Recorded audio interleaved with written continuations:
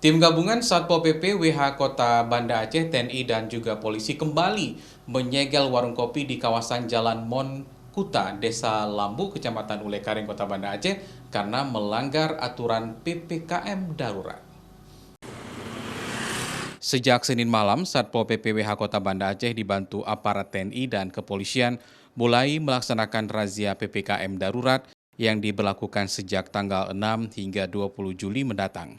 Sebelum memberikan tindakan penyegelan terhadap warung kopi ataupun tempat usaha lainnya yang mengundang kerumunan pada malam hari, Satpol PP WH Banda Aceh telah melakukan sosialisasi sebelumnya untuk mengikuti aturan PPKM yang diberlakukan.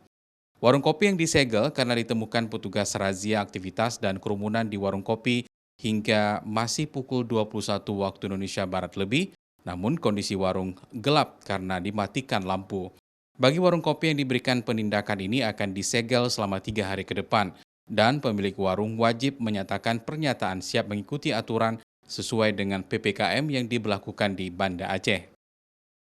Kemarin instruksi wali kota nomor 8 2021 itu jatuhnya di tanggal Jumat kemarin. Jumat malam Sabtu dan Minggu kami lakukan sosialisasi. Malam Senin kemarin kita lakukan pengawasan sekaligus dengan penindakan terhadap yang kafe-kafe masih buka di atas jam 9 malam.